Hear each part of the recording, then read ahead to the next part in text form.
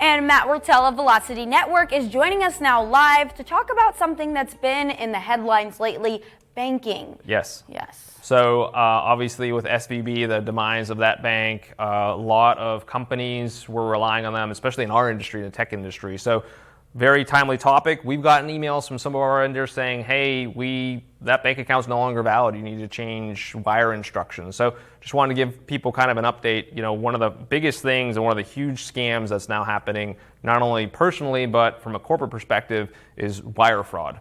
And it's something that if you don't have proper precautions in place from a technology perspective, you could lose tens, if not hundreds of thousands, if not more money, depending upon what you're doing. So what we always tell customers and always tell people in the industry, locally or nationally, is trust but verify. And there's nothing you were talking about earlier, the analog vinyl is back.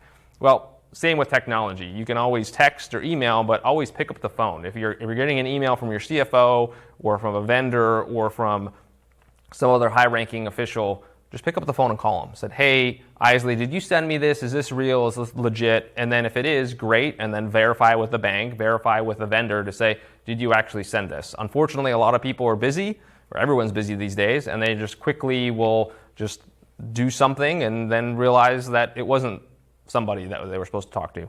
The other thing we always tell people to do is check with your insurance company. Make sure you have cyber liability insurance and make sure you understand what it covers.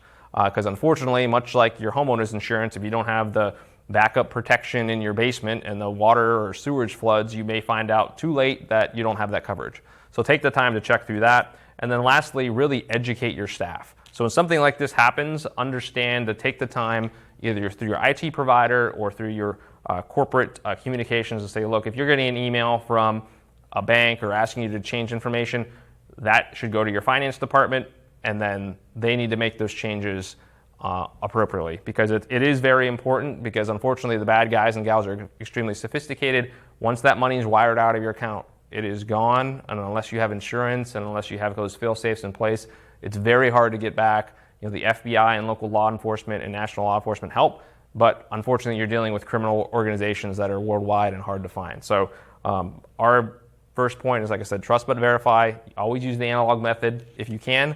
And double check before, or think twice before you click. Thank you, Matt. I definitely learned something today. And if you want to review this interview or watch it later on, or for our other Technology Now segments, head on to our website, erienewsnow.com. Thanks for joining us again. Thank you.